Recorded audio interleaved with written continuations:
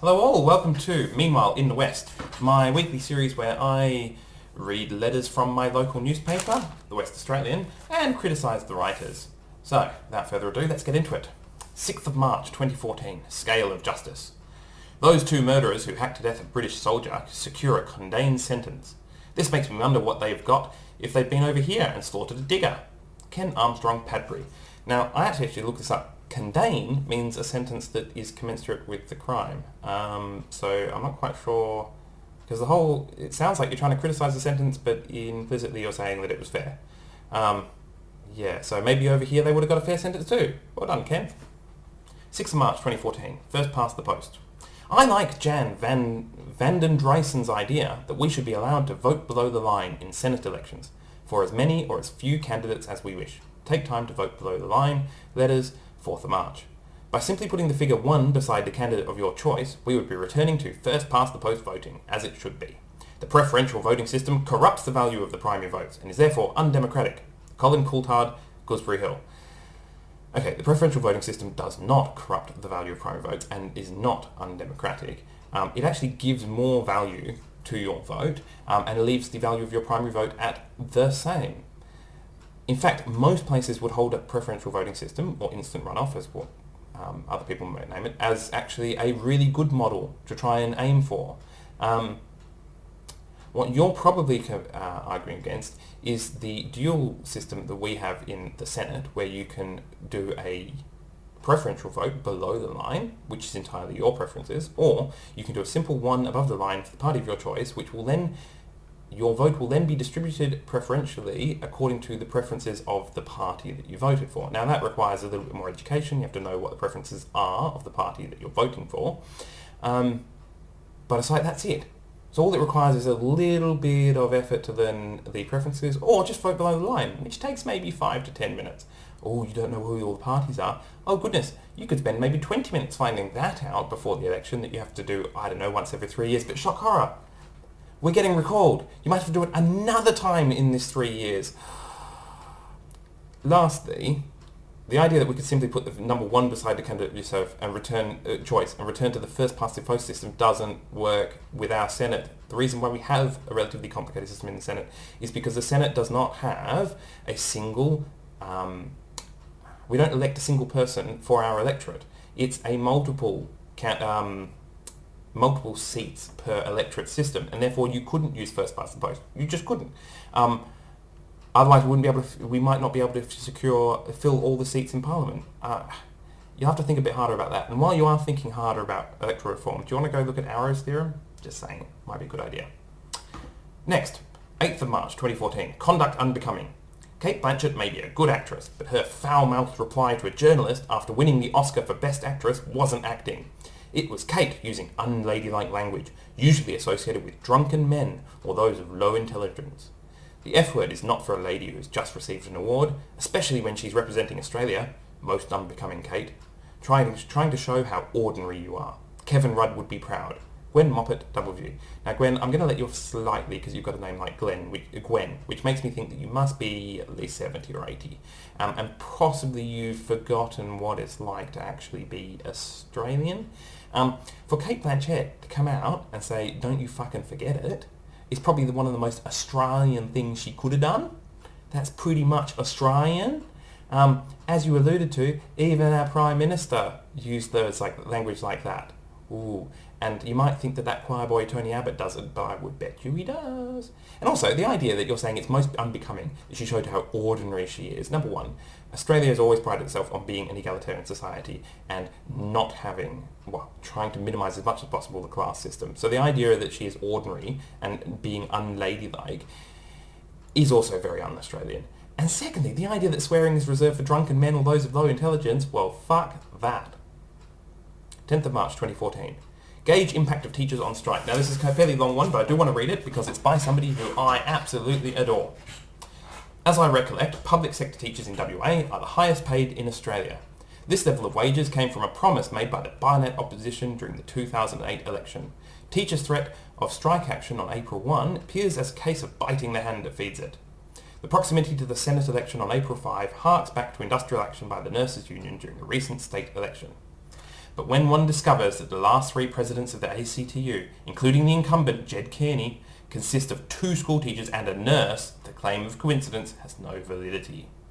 All the small business providers and their loyal staff who must take the day off, some without pay, to follow the union's advice to keep their kids at home, should realise just who has caused this inconvenience. And they should ask a simple question of the teachers on delivering their kids to school next week. Just what is your hourly pupil contact pay rate so I can compare it with mine or my spouse or partner, both of whom must work 11 months a year and who must take some unpaid leave during the 12 weeks each year when you are on paid holidays and our kids are at home. Wilson Tuckey, Ascot. Now, for those who aren't aware, Wilson Tuckey retired in 2010 when he was the oldest person in Australian Parliament. He was a lifelong Liberal, well, not lifelong, but he did about 30 years odd in the Australian Parliament for the Liberal Party. He has the nickname of Iron Bar, which he got in 1968 when he was a publican, when he illegally assaulted an Aboriginal man with a piece of steel cable, allegedly while he was being held down. That's Mr. Tuckey. Mr. Tuckey was also one of the 5 people who refused to remain within the parliamentary chamber when Kevin Rudd made his apology for the stolen generations. Wilson Tuckey dismissed that as being basically irrelevant, that there was no need for the government to apologise for the stolen generations. So that's who Wilson Tuckey is writing in about this. Now, that's not really, I don't really want to get into it ad hom exactly. Let's get into the content of the thing. So, public sector teachers in WA are highest paid in Australia. It's probably true, might not be. It probably is true, and the reason for that is because WA has experienced a mining boom, which really should be called a mining bubble. This level of wages, as he puts it out, came from the Barnett opposition during the 2008 election. That's the Barnett opposition who are the Liberal Party. That is the same party that Wilson Tuckey was a member of. They made a foolish promise to the teachers that they would get a massive pay rise if they got in, and unfortunately, they got in, and they had to keep their promise, and the teachers got a big pay rise. Now, whether or not that was justified, it wasn't the greed of the teachers that caused that. That was the stupidity of the Barnett opposition, who were crassly chasing political gain by making promises they didn't think they'd have to keep. And because 6 years ago, during an election campaign, the Barnett government made a promise of pay rises that doesn't buy loyalty from the teachers' union in forever. Maybe it will placate them for a little while, but the idea that they should never then strike, shouldn't strike 6 years later. And the other thing is that the strikes that they're going to have are not about pay. This is always done. So whenever the teachers are going to strike, it's 9 times out of 10, the teachers are not striking for pay. They are striking because of cuts made to schools where they don't have enough desks for the kids. There's not enough. There was a report that there's a school that has 14 laptops for 5 classes. Now, you might say, well, what do the kids need these laptops for? Well, starting on Monday, every single child who does not reach the minimum literacy or numeracy will have to log onto a government website, WA government website, and do a literacy and numeracy test on a computer at school. So they're going to have to use up school time to do that. And if you've got 14 laptops for 4 or 5 classes, there is no way in hell that's going to happen. So the teachers are striking because of the cuts that are being made that are preventing them from doing their job well and are harming kids. So this whole thing about pay, as much as is a stupid argument, it's also actually a red herring. And then you babble on about the nurses union and teachers union. The basic thing is that there's been a shift away from manufacturing in Australia. 2, the Howard Liberal government, of which you were a part, did a very good job of stripping out any kind of value in joining a union. That led people to continue to leave unions, which they had already been doing, which leaves very few people in unions, but with some notable exceptions. And 2 of the strongest unions that are still going are the nurses and school teachers. And so therefore, of course, the heads of the ACTU, the Australian Council of Trade Unions, the peak body for all unions, would be disproportionately school teachers and nurses.